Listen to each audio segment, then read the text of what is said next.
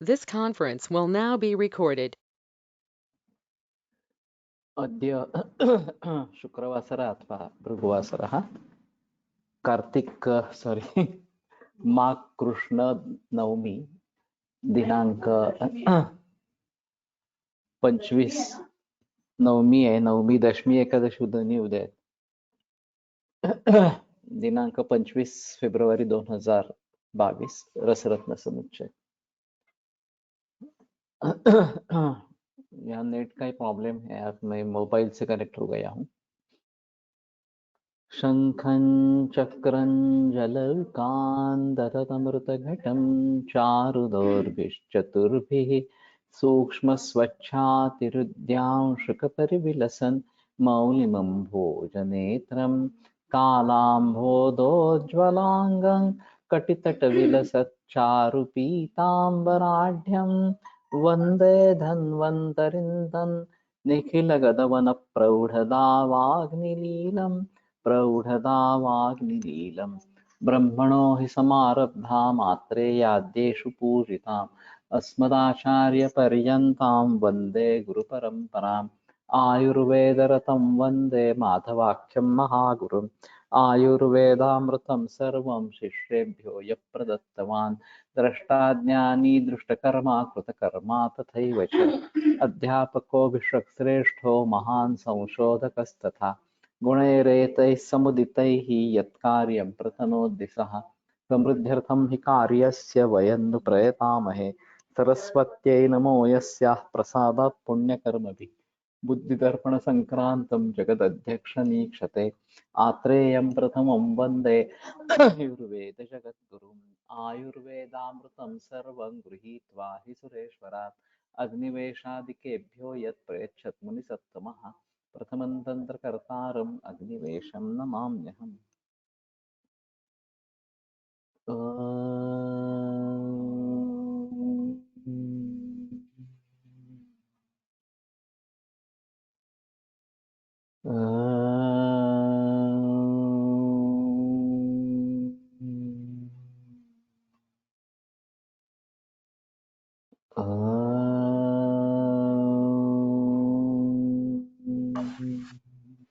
ओम शांति शांति शांति.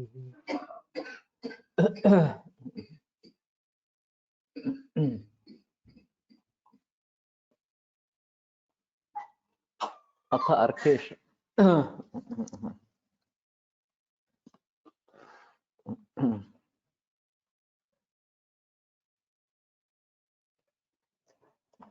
नागपारदगन्धक त्रिलवण वीर्यर्कजं मेलयेत् एकैकञ्च फलं फलं त्रयमतं पञ्चक्रमान् वर्धयेत् सर्वं तद्दिवसत्रयं तदनु तद्दत्त्वा पुटं भावनाः कुर्यात् तत्त्रिफलाग्निवेतसरसैः पञ्चाधिका विंशतिः. पञ्चैतत् क्रमशस्ततो गुडभवैर्दत्तोऽस्य वल्लो जलैर्हन्त्यर्षांसि अखिलानि तस्यान्नमस्मिन् हितम् अर्केश परिवर्जतां मुनि अर्केश परिवर्जतामिति मुनि श्रीवासुदेवो वदत् कुष्माण्डीफलमाशपायसमतिव्यायाम अर्कातपम्. मेरे ख्याल में ये सिर्फ कल पढ़ा था. नागभस्म शुद्ध पारद शुद्ध गंधक त्रिलवण तथा वारिज शंख भस्म एवं अर्कज ताम्र का उपधातु नीलकुत्थ एक एक पल, इन सबों को एकत्र कर खरल में 3 दिन तक मर्दन करे. पहले पारद गंधक की कचेली बना ले.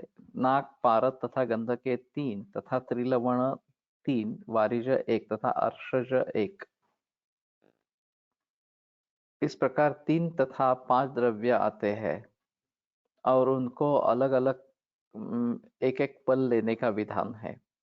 इसके बाद शराब संपुट में बंद कर वालों का अंतर्वे पाक करे. इसके बाद त्रिफला चित्रक तथा अम्लवेत रस को क्रमशः एक एक द्रव्यों की 5-5 भावनाएं दे. इस प्रकार 25 भावना दे.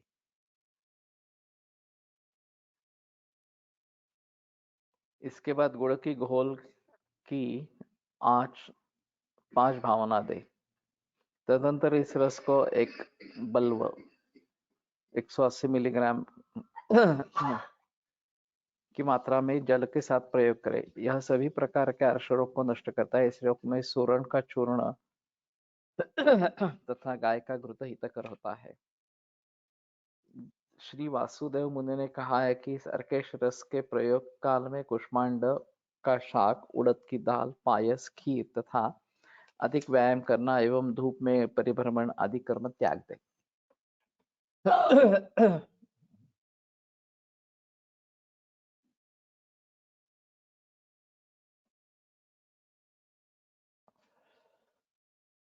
तो ठीक है, ये बनाने में उतना कठिन नहीं है, फिर लंबी प्रोसेस है। अत तीक्ष्ण मुख रसेन्द्र हेमार्क विडाल गोला सुरा यसम लोह मलाभ्र गंधा ताप्यंच कन्या रसमर्दितोयम पक्व पुट्टे तीक्ष्ण मुखोर्षसाम स्यात्। रसेन्द्र यानी कि पारदर्श, सुवर्ण, ताम्र, बिड, बिडाल, गोला। बिडाल शुद्ध हरताल और गोल शुद्ध मनशील। अरे बाप रे, पहले बार मैंने पर्याय सुने हैं। तो हरताल और मनशील। सुरायसम,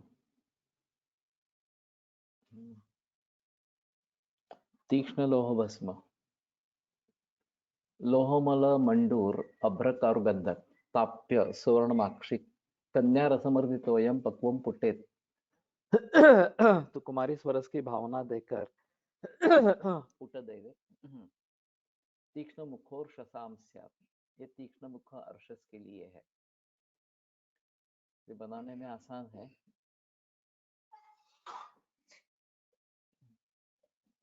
बाकी फलश्रुति कुछ भी नहीं है। अर्शक कुठार रस श्रेष्ठा दंत्यग्नियुग्म त्रिकटुक हलिनी पीलुकुंभम विकपम, पीलुकुंभम विपक्वम प्रस्थे मूत्र से सस्नुक्तयसि रसफलं द्वेपले गंधकस्य लोहस्य त्रीणि ताम्रात् कुडमुमथरज क्षारयोश्चापि पंच क्षिप्त्वा स्थाल्यां पचेत्तु ज्वलति दहनतश्चूर्णमर्षः कुठारः। फलश्रुति आगे दी है क्या? तो त्रैलोक्य तिलक। तो इसको भी वैसे ही पढ़ लेते हैं सिर्फ। अर्शक कुठार श्रेष्ठा यानी कि त्रिफला, दंती मूल, अग्नियुग्म, चित्रक तथा भल्लातक, शुद्ध कलिहारी, त्रिकटु, शुद्ध कलिहारी, पीलू वृक्ष तथा कुंभ, निशोत एक एक कर्ष का चूर्ण बनाकर एक प्रस्थ, सेहुण का दूध एक प्रस्थ 1 किलो, ये सभी मिलाकर एक प्रस्थ और सेहुण का दूध यानी कि ये निवडुंग, इसका क्षीर, शुद्ध पारद 1 पल, शुद्ध गंधक 2 पल, दोनों की कज्जली, लौह भस्म 3 पल, ताम्र भस्म 1 कुड़व 250 ग्राम, यवक्षार तथा टंकण क्षार दोनों सम्मिलित 5 पल। इन सबों को एकत्र कर कढ़ाई में पाक करे। इसके बाद स्वांगशी तल होने पर निकालकर महीन पीसकर कांच की शीशी में भरकर रख दे। इसके बाद इससे 250 मिलीग्राम से 500 मिलीग्राम प्रतिदिन सेवन करें। अर्श रोग को नष्ट करना है। अर्शक कुठारोयम, अर्शक कुठारः।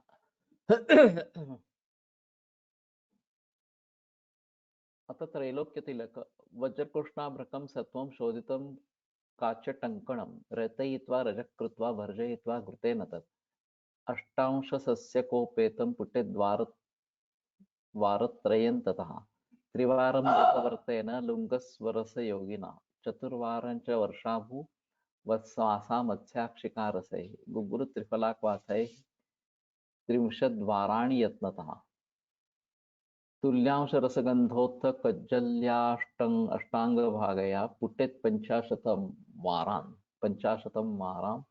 मर्दयच्च पुटे पुटे शोधितं रेतितं कान्त सत्वंच घृतवर्धितं पुट्टेद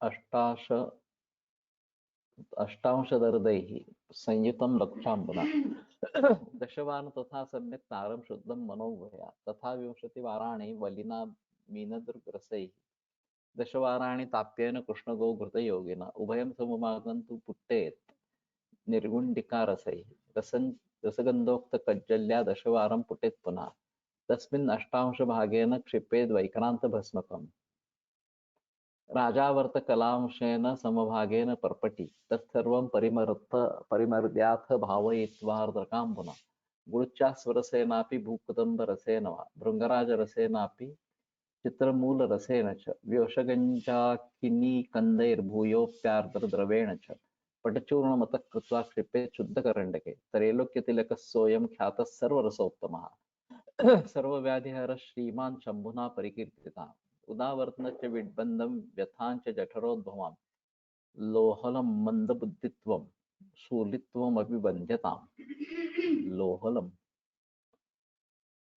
सूतिका रोगान् अशेषांश्च शूलं नानाविधं तथा परिणामाख्यशूलं च तथा विन्यात्तमुत्कटं रक्तगुल्मं च नारीणां रजःशूलं च दुस्सहम् अनुपानं च पथ्यं च तत्तद्रोगानुपानतः। ये काफी बड़ा पाठ है। उपलब्धि तो काफी मुश्किल होगी। त्रैलोक्य तिलक कृष्ण वज्र अभ्रक सत्व एक भाग काच नमक एक भाग काच नमक एक काच और टंकण ऐसा होना चाहिए।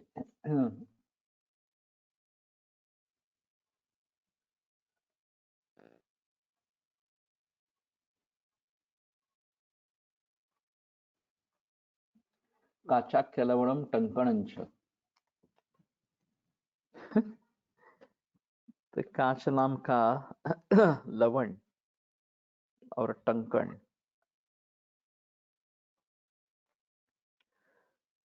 इन सबों को अच्छी तरह पीस कर कढ़ाई में घृत के साथ भून ले और उसमें सभी चूर्ण के अष्टमांश खर पर भस्म मिलाकर अच्छी तरह घोटकर शराब संपुट में बंद कर 3 फूट दे। प्रत्येक बार पूर्वोक्त मात्रा में खर पर भस्म मिलाना है। इसके बाद सभी औषधों के अष्टमांश शुद्ध राजावर्त मिलाकर तथा अच्छी तरह का घोट कर 1 दिन तक जंबीरी नींबू के रस में मर्दन कर तथा शराब संपुट में बंद कर 3 फूट दे।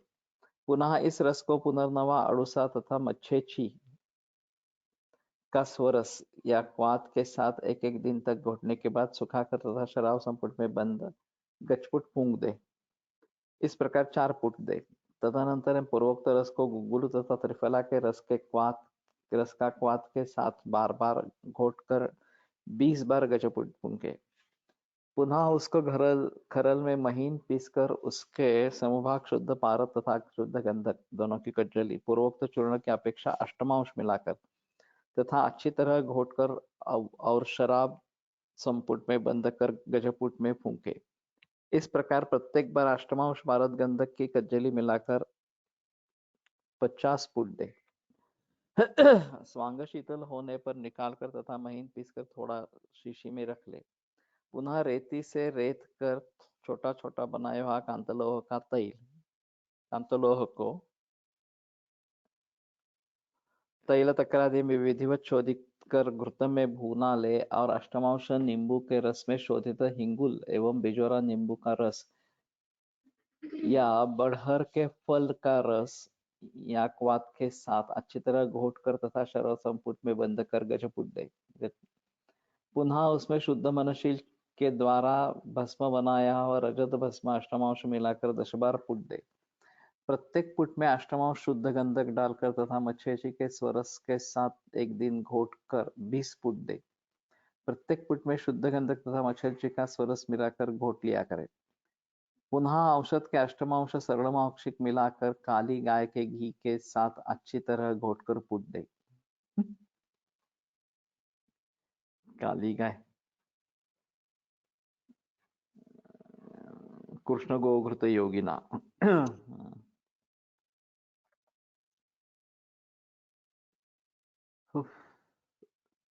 इस प्रकार दशपुट दे और प्रत्येक पुट में पूर्वोक्त लोह की अपेक्षा अष्टमांश और स्वर्णमाक्षिक भस्म तथा गाय का घी मिलाकर घोट ले। इस प्रकार लोह भस्म तैयार करें। पुनः पूर्वोक्त प्रकार से निर्मित भस्म और भस्म दोनों को समान भाग लेकर खरल में घोटकर निर्गुंडी के पत्तों के रस के साथ अच्छी तरह घोटकर शराब संपुट में बंद कर गशपुट मुंह में फूंक दे। पुनः इसकी खरल को खरल में घोट कर दोनों की अपेक्षा अष्टमांश पारद गंधक की कजली मिलाकर तथा घोटकर दशपुट दे। पुनः दोनों भस्मों की अपेक्षा अष्टमांश वैक्रांत भस्म मिला दे और षोडशांश राजावर्त भस्म दोनों भस्मों के बराबर पारदगंध की कजली की परपटी मिलाकर सब को अच्छी तरह घोट ले और अदरक के रस के साथ तथा गुड़ची के स्वरस के भूकदम्ब के रस से भृंगराज के रस, चित्रक मूल रस, ब्योश के रस, गंजा के क्वाद, किनी बृहति के क्वाद तथा अथवा गंजा किनी विजय गंध के क्वाद के साथ घोटकर पुनः एक दिन तथा तक अदरक के रस के साथ घोटकर सुखा ले तथा महीन पीसकर कपड़छान चूर्ण बनाकर कांच की शीशी में भरकर रख ले। इस प्रकार सिद्ध रस को त्रैलोक्य तिलक रस कहते हैं। यह सभी रसों में उत्तम है। यह इस सभी रोगों का नष्ट करने वाले रस को श्रीमान शंभु ने कहा है। यह उदावर्त, मलविबंध, उदर पीड़ा, दूषित रक्तजन्य रोग, मल मंद बुद्धित्व, शूल, आमांच, पंचसुतिका रोग, अनेक प्रकार के शुद्ध भयंकर परिणाम शूल को नष्ट करता है तथा स्त्रियों का रक्तगुल्म भयंकर रजशूल को नष्ट करता है। इसके सेवन काल में उन रोगों के अनुसार अनुपान तथा पथ्य का प्रयोग करें। तो इसमें मंद बुद्धित्व एक आया है। ये एक अहम मुद्दा इस प्रकार का रहेगा। तो ये काफी संगीन है। कपिला गाय, काली गाय असे स्पेसिफिक लेने से गुणों में कैसे फर्क पड़ता होगा, ये तो मुश्किल है बताना।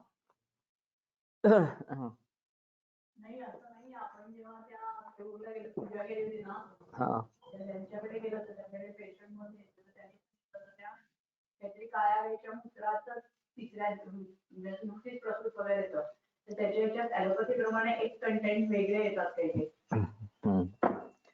नहीं, ये जब धूप में टहलती है तो उसके वर्ण का कुछ ना कुछ असर उसके दूध या मूत्र पर होता होगा, ये तो सही है।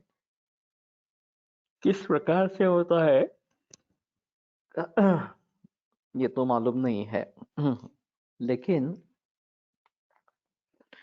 इस प्रकार से असर होता होगा, इसमें कोई संदेह इस प्रकार का नहीं है। इसलिए उस गाय के वर्ण का भी महत्व निश्चित रूप से है और उसको जानने की कोशिश करें।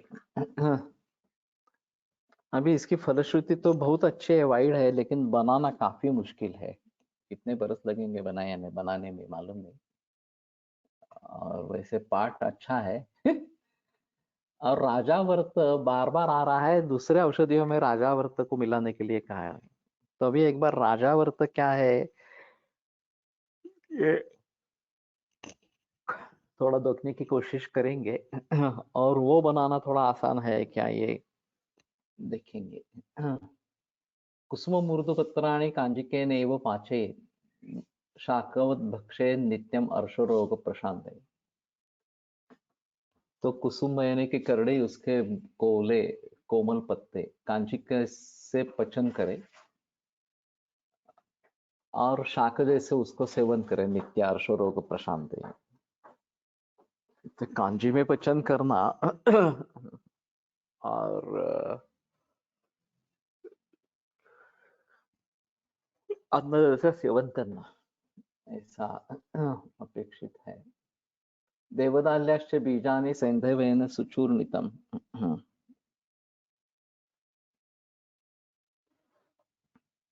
सुचूर्णितः है, हाँ। आरनालेन लेपोयम मूलरोग निकृंतनः। तो देवदाली के बीज सैंधव के साथ चूर्णित करकर कांजी से लेप करे, ये मूल रोग निकृंतना, तो लेप लगाने के लिए बताया है।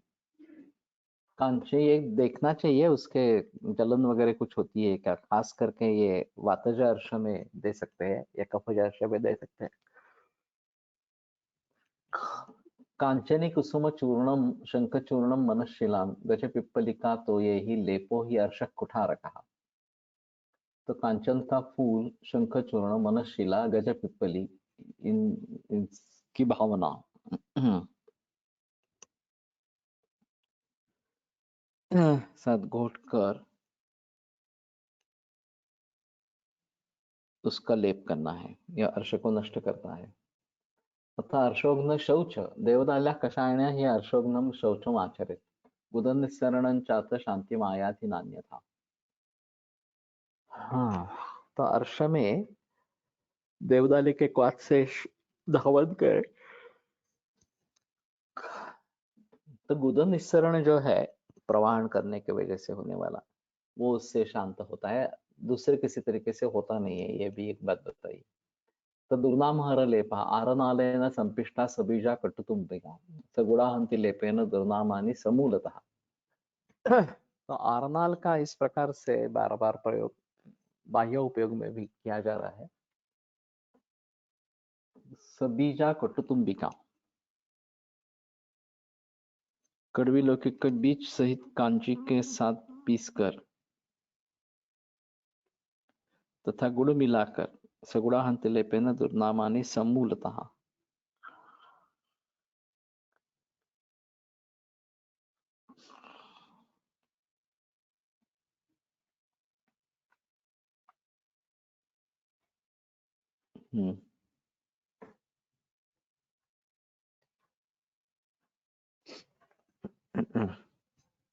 सजीव सबीजा कटुतुंबी का इसका मतलब कटुतुंबी उसके बीज के साथ लेनी है, ऐसा होगा। बीज सहित कांजी के साथ पीसकर, वैसे अर्थ किया है। ठीक है। पीलु तैलेन संलिप्ता वर्तिका गुदमध्यका घातयत तर्षसा शीघ्रम सकला वेदना क्वचित। तो पीलु तैले से लिप्त इस प्रकार की वर्ती जो गुदमध्य में डालेंगे, घातयति अर्षसाम शीघ्रम सकला वेदना क्वचित, तो तत्काल वेदना का नाश इस प्रकार का होता है।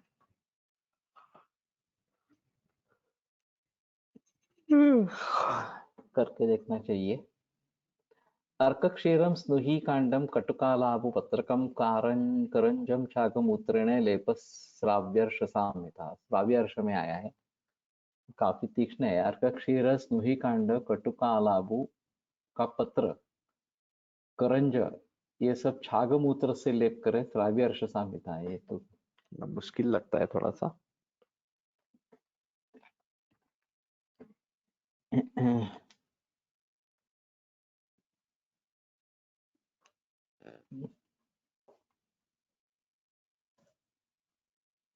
शीघ्र मूलार कजह पत्रेन लेपनम हितमर्षसाम।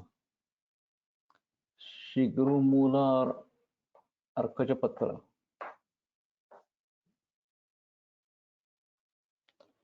इनको याचा लेप, इसका लेप अर्श में हित इस प्रकार का है।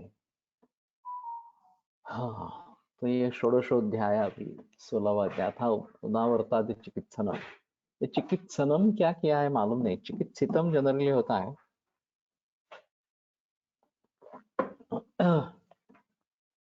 लेकिन सभी जगह चिकित्सिनम रुक्षे कोदरव जीर्ण मुद्ग चणकै क्रुद्धो निलोधो वहन रुद्ध्वा वर्त्ममलम विशोष्य कुरुते विण्मूत्र संगम ततः हृत्पुष्टोदरबस्तिमस्तपजरुश्वासकासम ज्वरम गच्छन् ऊर्ध्वमसो हि नूनमशनम कोपाद उदावर्तये।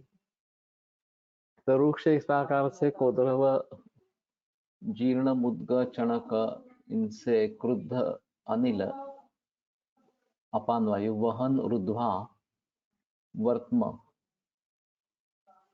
मलम विशोष्य, तो ये मार्ग का अवरोध करते हुए मल का विशोषण करके विणमूत्र संग करता है। रुत्पुष्ट उदर बस्ती मस्तक रुजा, ये सभी यहाँ पे रुजा करता है। सक्षासकासम ज्वरम गच्छन् ऊर्ध्वमसो नून मनिशम कोपात उदावर्ते, ये ऊपर जाते हुए उपवर्त उपरत्न called ultramarine in English कटु शीत स्निग्ध रसायन वृष्य दीपन पाचन सिद्धिनंदन मिश्र।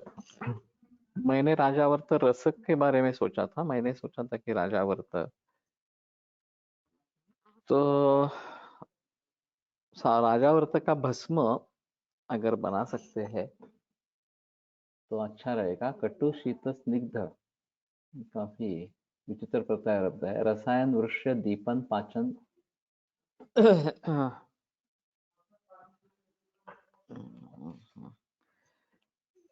अवेलेबल है क्या देखना चाहिए। बाकी फलश्रुति तो बहुत अच्छी है। रसायन है और वाजीकरण भी है, दीपन पाचन भी है। तो शायद इसका प्रयोग करे, प्रयोग मिलाए, प्रचलन मिलाए।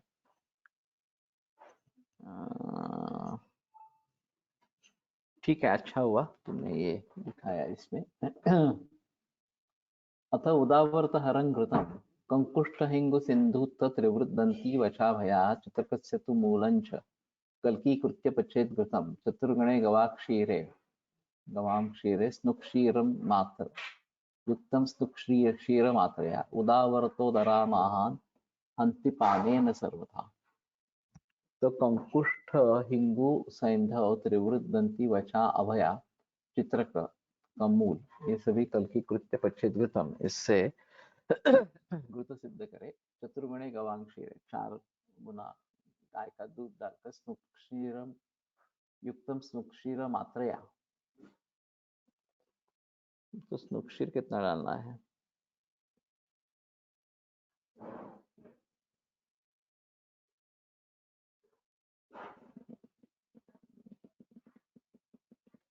इस घृत की उचित मात्रा में शुद्ध सेहुन का दूध थोड़ी मात्रा में मिलाकर पान करें। तो इसमें स्नुही क्षीर थोड़ा सा डालकर सेवन करना है। उदावर्तो दरान नाहन हंति पाने न सकता। उदावर्त उदर आना का नष्ट करती है तथा अतिसार चिकित्सा।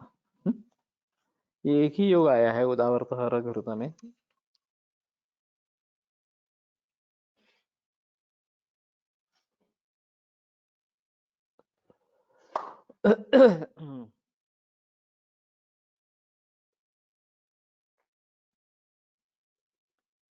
अत्यंपान तिलपिष्ट विरूढ़ रूक्ष शुष्कामिषाद्य शनबद्धमलग्रहाद्यैः क्रुद्धो नीलोऽतिसरणाय च कल्पते अग्निं हत्वा मलं शिथिलयन्न पितोय धातून्। अत्यंपान तिलपिष्ट विरूढ़क रूक्ष शुष्क आमिष अध्ययन अध्यशन बद्धमल ग्रहाद्यैः, बद्धमल और ग्रह वगैरह से क्रुद्धो नीलो अतिसरणाय च कल्पते। तो क्रुद्ध वायु अतिसरण के लिए, अतिसार के लिए कर्मक होता है।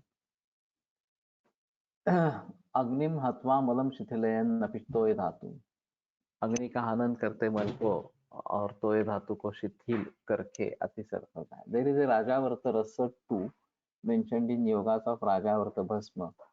अदर योगा ताप्यादि लोह त्रैलोक्य चिंतामणि रामबाण रस संजीवन रस।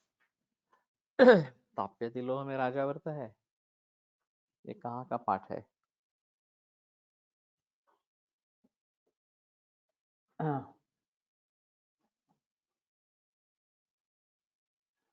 वैसे त्रैलोक्य चिंतामणि अवेलेबल है, सिद्धिनंदन मिश्र सेज सो।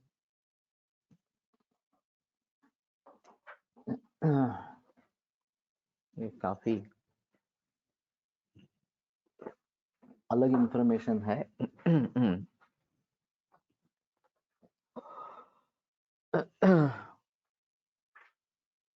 तो त्रैलोक्य चिंतामणि का ज्यादा प्रयोग थोड़ा सा करने लगे तो अच्छा रहेगा। उसकी फलश्रुति भी वाइड है और उस फलश्रुति के आधार पर मिलता भी है। थोड़ा उष्णवीर्य है, इतना ही है। रामबाण रस कभी कभी मेरे प्रचलन में है, लेकिन मिलता है। संजीवनी रस ये कोई अलग रहेगा।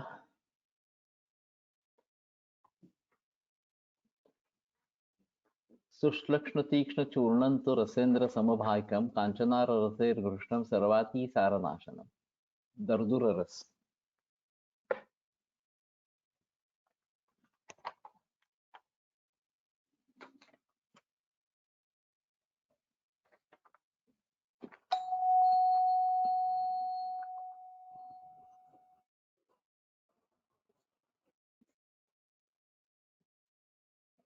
तो तीक्ष्ण लोह का भस्म और उसके संभाग पारद कांचनार रसेर्घृष्टम, कांचनार रस से भावना दे सर्वाती सारनाशनम।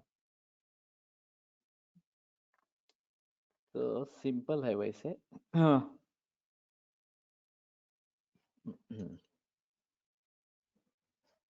एक्चुअल अतिसार के पेशेंट कितने रहते हैं ये थोड़ा मुश्किल है बताना।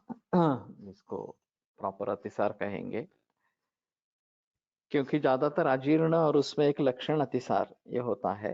हाँ, और फिर अजीर्ण की शांति होने से अतिसार शांत हो जाता है। रजत राजावर्त असे काही मिसप्रिंट असावे का? नहीं नहीं, ये तो नहीं लगता रजत और राजावर्त मिसप्रिंट।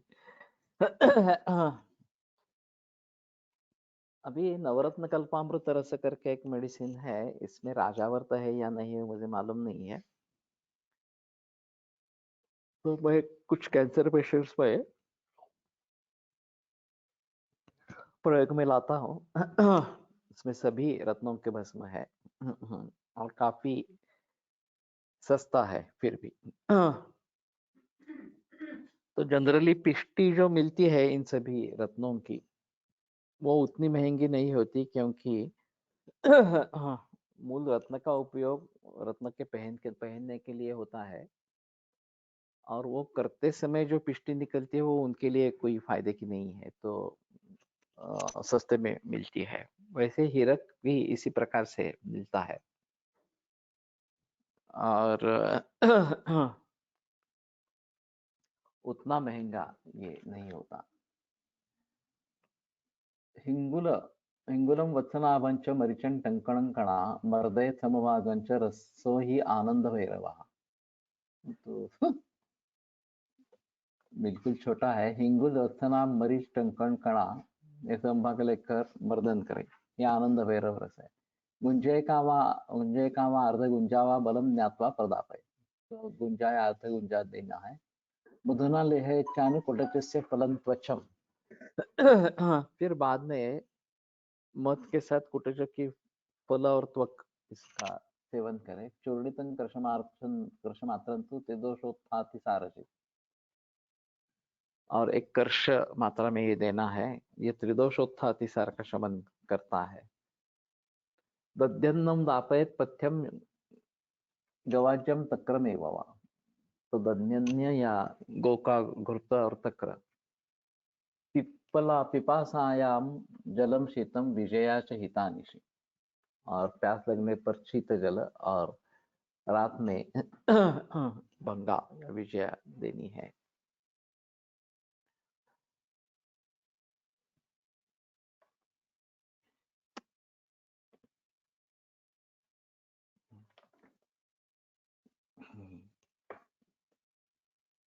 अतिसारादव सुधासार रसा। ते आनंद भैरव, कास आनंद भैरव, अतिसार ऐसे अलग अलग मिलते हैं। और ज्वर में भी आनंद भैरव है क्या? अभी पक्का याद नहीं है।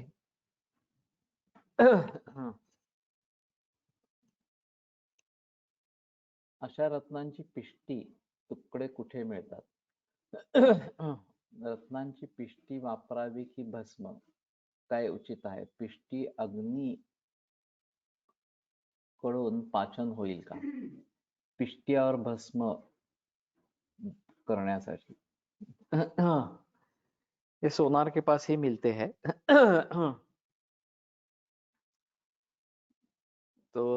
उनसे एक बार बात करेंगे। राजन वाक को काफी पता होगा इसके बारे में, तो या कोई भी सोनार इस प्रकार से जो है उसके बारे बात करेंगे तो ठीक रहेगा। वैसे पिष्टी और भस्म अलग अलग है। पिष्टी को जनरली गुलाब जल की भावनाएं दी जाती है और चांदनी में, तो ये शीतवीर्य इस प्रकार का कार्य करता है। और जब भावनाएं देकर पुट देते हैं कुमारी स्वरस की भावना इस प्रकार से देकर, तो वो हल्का हो जाता है अग्नि के संस्कार के जरिए और वो अलग बन जाता है, उष्णवीर्य इस प्रकार का होता है।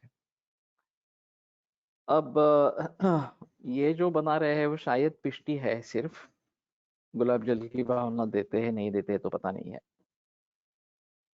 और फिर प्रोसेस कम होने के कारण सस्ते में मिलती है। अगर भावना देकर पुट में डाले तो उष्णवीर्य हो जाएगा थोड़ा सा, और वो रत्नों के गुणधर्मों के खिलाफ थोड़ा सा है। लेकिन प्रवाल पिष्टी जो चंद्रपुटी इस प्रकार से बताई जाती है गुलाब जल से भावना से, और प्रवाल भस्म अग्निपुट देकर इस प्रकार से, और प्रवाल भस्म सूर्यपुटी ये भी मिलता है नहीं मालूम नहीं लेकिन है। तो ये तो धूप में सुखाते हैं इस प्रकार से, तो इसके परिणाम निश्चित रूप से अलग अलग इस प्रकार के होंगे। तो रत्नों के हिसाब से पिष्टी बना के गुलाब जल की भावनाएं दे, ये अच्छा होगा ज्यादा। और अगर अग्नि का संस्कार करना है तो पुट देना ठीक इस प्रकार का रहेगा। अब पीछे हम ये रत्न वित्न पढ़ चुके हैं, मुझे यहाँ पे पक्का याद नहीं है रत्नों के गुणकर्मों के बारे में, लेकिन इसका दो तरीके से प्रयोग हो सकता है। एक तो इसका नक्षत्रों पर या ग्रहों पर कुछ असर होना, ये एक बात होती है। तो उस हिसाब से ये गुरु पुष्कर जो पुष्कराज जो है गुरु ग्रह के लिए अच्छा इस प्रकार का माना जाता है। या ऐसे सभी ग्रहों के रत्न है इस प्रकार से, तो उसको धारण करने से भी लाभ होता है, या फिर उसको भस्म बनाकर या पिष्टी इस प्रकार से बनाकर उसका सेवन करने से भी लाभ होगा। तो उसके जो रत्न होने के जरिए जो सामान्य कर्म होंगे, उससे उस पर्टिकुलर ग्रह के लिए ये रत्न ये एक अलग इस प्रकार का होगा। नवरत्नों की अंगूठी भी बनाई जाती है सभी रत्न धारण करने के हिसाब से, तो ये भी करने वाले लोग हैं इस प्रकार से, अंगूठी का धारण करने वाले भी लोग हैं। और प्रतिकूल ग्रहार्चनम ये ग्रंथों में आया है कि हमारे पत्रिका में जो ग्रह प्रतिकूल है उनका अर्चन करेंगे, उनकी पूजा अर्चा करेंगे तो उनका प्रभाव थोड़ा कम हो जाएगा, वो जो पीड़ा देते हैं पीड़ा कम होगी इस प्रकार से। मैंने एक ज्योतिषी से अजीब सुना था उनका कहना था कि जिसका आपसे शत्रुत्व है, वैरी भाव है, वो आप उसको कितना भी उसकी प्रशंसा करे, पूजा अर्चा करे, वो ज्यादा बदलने वाला नहीं है, थोड़ा सौम्य हो जाएगा। लेकिन जो आपके अनुकूल ग्रह है उनको अगर आप प्रशंसा करेंगे उनकी, तो वो ज्यादा सबल होकर इस प्रतिकूल ग्रहों पर अपना असर दिखाते हैं, ऐसा उनका कहना था। तो ये थोड़ा अजीब इस प्रकार का है। और उनकी तो श्रद्धा गणेश जी के ऊपर बहुत ज्यादा इस प्रकार की है। और हर रोज 100 गणपति अथर्वशीर्ष बरसों से कर रहे हैं, 3 घंटे हर रोज 100 बार अथर्वशीर्ष इस प्रकार से। तो सभी जो भी उनसे सलाह पूछने के लिए आते हैं उन सभी को गणपति का ही बताते हैं। ये उपासना जो है उसी की उपासना बताते हैं। और अगर हमें चाहिए कि हमें शंकर की उपासना होनी है, हमारा कुल दैवत शंकर है इस प्रकार से, तो गणेश द्वारा गणेश को पहले आह्वान करके फिर शंकर के बारे में करना है, ऐसा उनका है। तो ये अलग अलग रहेगा, इसमें शास्त्राधार कहाँ पे है नहीं है ये अलग बात इस प्रकार की हो जाएगी। लेकिन इन ग्रहों का असर होता है उसमें संदेह नहीं है। और कई बार ऐसा होता है कि जब रिजल्ट्स नहीं मिल रहे हैं तो एक बार ग्रह दशा किस प्रकार की है देख लेते हैं तो पता चलता है कि ग्रह दशा बिल्कुल विपरीत इस प्रकार की है या पीड़ादायक इस प्रकार की है। तत्काल युक्तम यदि नास्ति दैवम जितेंद्रियम नानुपतंति रोगास तत्काल युक्तम यदि नास्ति दैवम, ये भी संग्रह में आया सूत्र है। तो जो स्वस्थवृत्त का पालन करने वाला है उसको भी रोग नहीं होते हैं अगर दैव प्रतिकूल न हो तो दैव प्रतिकूल हो तो भी उसको रोग हो सकते हैं, ऐसा वहां पे कहना है। और इनको समझ में लेना और उसके लिए क्या करना ये एक अहम मुद्दा रहेगा। तो ज्योतिष की सहायता से ये प्रतिकूल ग्रहार्चन या अनुकूल ग्रहों को ज्यादा अनुकूल इस प्रकार सा बनाना। तो इसलिए उनका कहना था कि ये जो व्यास विरचित स्तोत्र है, नवग्रह स्तोत्र, उसी का पाठ करना हर रोज। तो इसमें सभी ग्रहों के मंत्र है और सभी का संतुष्टि का विधान इस प्रकार का है। तो इन सभी के बारे में थोड़ा सोचना पड़ेगा। धारण करने से होने वाले ही फायदे सेवन करने से होने होंगे क्या? जो ज्योतिष नहीं मानते उन्हें औषधि रूप में दे पाएंगे फिर? मालूम नहीं है, लेकिन ये धारे सततम रत्न सिद्ध मंत्र महौषधि ही इस प्रकार का वाग्भट का सूत्र है। तो रत्न वगैरह ये सभी धारण करे, सिद्ध मंत्र और महौषधि ये भी धारण करे इस प्रकार से। और खास करके आपका जो नक्षत्र वृक्ष है उसका कुछ धारण शरीर पर करे। तो ये केवल धारण करने से भी उसका प्रभाव दिखता है। मैंने खुद के बारे में बताया था कि मैंने पुष्कराज जब पहली बार पहना तो उसी महीने में प्रैक्टिस दुगनी हो गई और फिर कभी नीचे आई ही नहीं इस प्रकार से। फिर बाद में मैंने वो तो बहुत छोटा पुष्कराज था, अभी बाद में एक बड़ा पुष्कराज खरीदा, लेकिन वो पुराना पुष्कराज भी इसमें चेन में डाल के गले में अभी कांस्टेंट है इस प्रकार से। तो ये मेरा खुद का अनुभव है कि ये केवल धारण करने से भी फायदा होता है। अब जन्मपत्री में कौन से ग्रह ऊंचे है, कौन से ग्रह नीचे वाले हैं, इस प्रकार से किस ग्रह पर किसकी दृष्टि है, वो अच्छी है नहीं है वगैरह वगैरह, ये सभी बातें हैं। तो उसके मुताबिक अगर हम कुछ करने की कोशिश करेंगे शायद, तो ये एक बात हो सकती है कि उसके सहायता मिलेगी। और नहीं तो इनको औषध के रूप में प्रयोग करना ये एक अलग इस प्रकार का रहेगा। लेकिन उसके लिए फिर जन्मपत्री का ज्ञान होना जरूरी होगा। कौन से ग्रह कैसे है क्या है ये देखना पड़ेगा और फिर उसके आधार पर उस व्यक्ति को किस रत्न का प्रयोग करना है, पिष्टि हो या भस्म हो, इस प्रकार से ये सोचना पड़ेगा।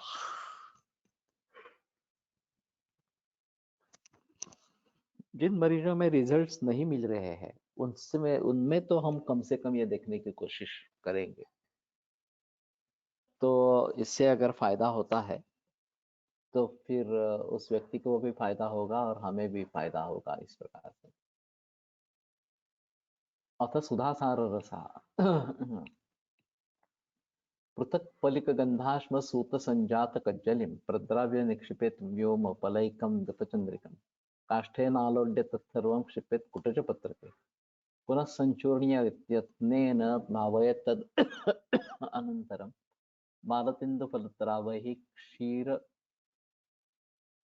कौडुम्बरैस्तथा अरलुत्वग्रसैश्चापि दुग्धिनी स्वरसैस्तथा कुटपक्वस्य बालस्य दाडिमस्य रसैः शुभैः कृष्णकाम्बोजिकामूलरसैः कुटजवल्कजैः तुल्यांश विश्वगान्धारी चूर्णं द्विवलिकं क्षिपेत् मुस्तावत्सकदीप्याग्नि मोक्षसारं सजीरकं वत्सनाभं च कर्षांशं प्रत्येकं तत्र निक्षिपेत् विचूर्ण्य भावेत् भूयः शृण्ठिक्वातेन सप्तता सिद्धं सिद्धो रसः पिष्टः करण्डे विनिविशेत् सुधासार इति ख्यातः सुधारससमद्युतिः दीपनः पाचनो ग्राही रुद्यो रुचिकरस्तथा दोषत्रयातिसारं च दुर्जयं भेषजान्तरैः आमं चैवामरक्तं च ज्वरातिसारमेव च।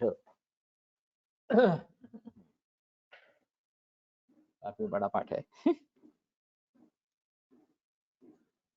शुद्ध गंधक एक पल, शुद्ध पारद एक पल, इन दोनों के कचरे गतलिप्त कढ़ाई में डाल के चूल्हे पर चढ़ाकर मंद आंच लगावे। कज्जल के द्रवित हो जाने पर निश्चंद्र अभ्रक भस्म एक पल गलक लकड़ी से या लोहे की कलछी चलाते रहे। जब सभी द्रवित होकर एक मेल हो जाए तब गोले गोबर के ऊपर कुटच का पत्ता रख दे और उस पर गिरा दे। ये बात इसके बाद इस कुटच का पत्र रखकर ऊपर से गोबर की पोटली से दबा दे। इनके स्वांग शीतल होने पर खरल में रखकर महीन पीस ले और तेंदु के कच्चे फलों के रस का क्वाथ, गूलर का दूध, सोना पाठा की छाल का क्वाथ, दुग्धिका का स्पर्श, स्फुटका द्वारा निकाला हुआ अनार के फल का रस, करिंदे फल का क्वाथ, कंबोजिका, रक्तगुंजा, लाल घुंघुनी, लता की जड़ का रस तथा कूड़े की छाल का क्वाथ, इन सबों के साथ अलग अलग एक एक दिन भावित करें। और पुनः सौंठ का चूर्ण एक पल, गांधारी चूर्ण एक कर्ष, नागरमथा का चूर्ण एक कर्ष, इंद्रियों का चूर्ण एक कर्ष, अजवाइन का चूर्ण एक कर्ष, मोचरस का चूर्ण एक कर्ष, जीरा का चूर्ण एक कर्ष तथा शुद्ध वत्सना चूर्ण एक कर्ष मिला दें और पुनः सौंठ के क्वाथ से 7 भात भावित करें। इस प्रकार सिद्ध रस को पीस कर शीशी में रख दे। यह सुधासार रस है और सुधा रस के समान द्युति वाला है। आमातिसार, आम रक्तातिसार, ज्वरातिसार, अतिसार तथा विचर्चिका को शीघ्र ही बंद करता है। जैसे पूज्य पुरुष का पूजा का व्यतिक्रम करने से पुण्य फल का उदय प्रतिबद्ध हो जाता है। आगे आया है क्या? मान्यमान व्यतिक्रांति इव पुण्य फलोदय। अतिसार का प्रतिबंध करता है। पंचांग में प्रत्येक ग्रह की शांति के लिए मंत्र, बीज मंत्र, औषध, मूल और उपरत्न की तालिका दी गई है। ओके। रत्नों से एक विशेष प्रकार के प्रकाश किरणों का प्रक्षेप होता है जो नवग्रहों को अपनी तरफ आकृष्ट करता है। इससे ग्रहों की क्रूरता, मंद पड़ जाती है और वहां ग्रह हानि नहीं करता। तो ठीक है, उसको उस ग्रह को आकृष्ट करने की शक्ति है तो उसकी शक्ति क्षीण हो जाती है ग्रह की और वो हानि नहीं करता। सिद्धिनंदन मिश्र। पंचांग में प्रत्येक ग्रह की शांति के लिए मंत्र, बीज मंत्र, औषधि, मूल, रत्न और उपरत्न की तालिका दी गई है। किस पंचांग में है? हमारे यहाँ पूर्व से ये दाते पंचांग का प्रयोग है। अभी मुझे याद नहीं है दाते पंचांग में ये सभी नक्षत्र वृक्ष तो है, लेकिन ये बाकी सभी बातें हैं या नहीं है इसके बारे में मुझे पता नहीं है। तो अगर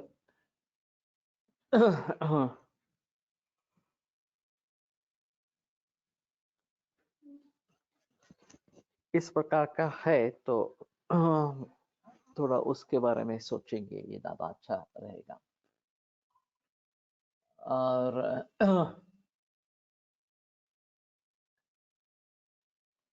मान्य मान्य मान व्यतिक्रांति एवं पुण्य फलोदयम, ये प्रतिबद्धनाति ही श्रेय पूज्य पूजा व्यतिक्रमा। ये कालिदास ने रघुवंश में लिखा है, उसका बहुत बहुत अन्य अन्य तरीके से स्पष्टांतर।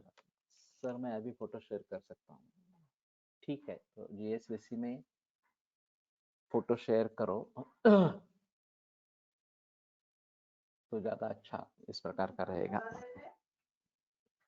प्रत्येक ग्रहाला धरून मंत्र, बीज मंत्र, औषधी, मूल रत्न, रूपरत्न याची कोष्टक दिले आहे म्हणणं आहे.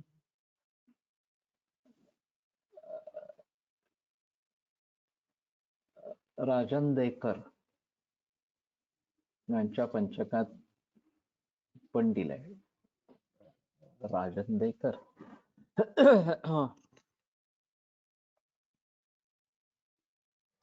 तो ठीक है, दोनों अपने अपने तरीके से डाले। इस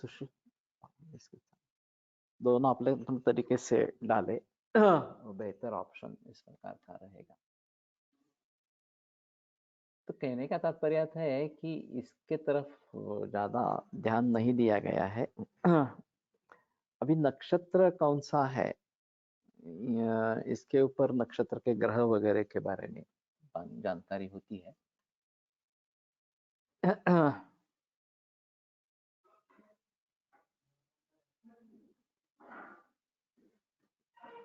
और ये ग्रहों की बात है,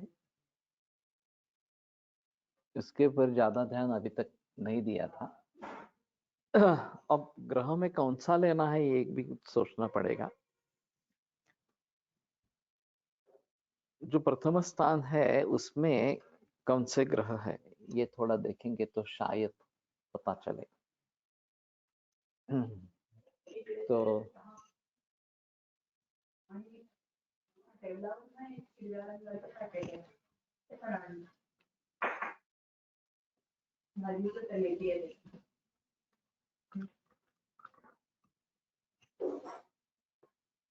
और नक्षत्र और ग्रह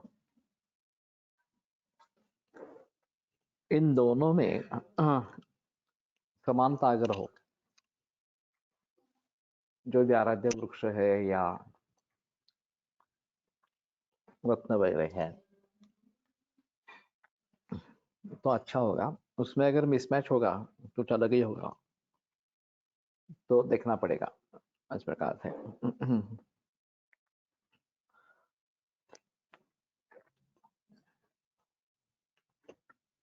लेकिन मुझे लगता है कि हाँ, इसके बारे में थोड़ा गहराई में जाकर सोचे और प्रैक्टिस में, क्लिनिकल प्रैक्टिस में कैसे लाए इसके बारे में सोचना पड़ेगा। मैं नया जुड़ा हूँ, ग्रुप की जानकारी मुझे नहीं है। अजय सिंग गुर्जर तुझ्याकडेच आहे ना JSVC चा? सुश्रुत गाडगिल से संपर्क करो। तुझा नंबर सांगतोस? टाइप करताय?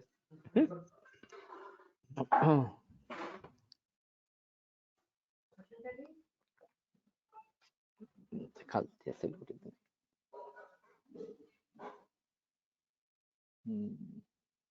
टाइप करायला कुठे?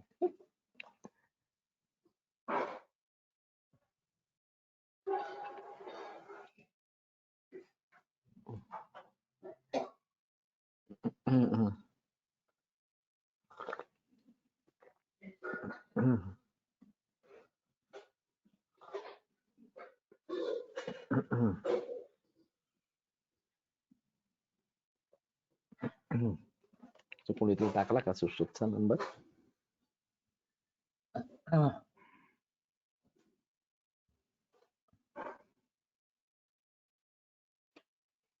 9673752827. तो ये फिर तुम्हें VSUC ग्रुप में डालेगा. हाँ.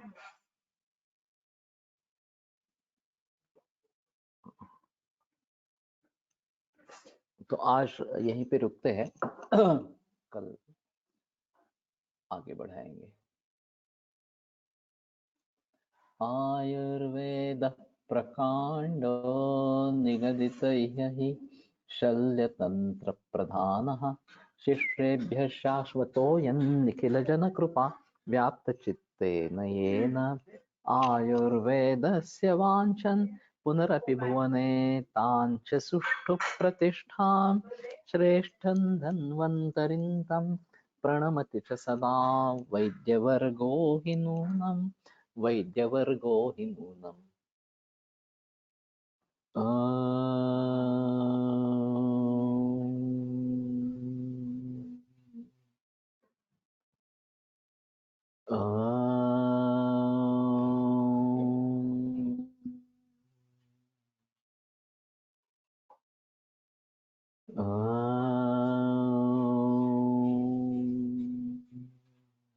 ओम शांति शांति शांति.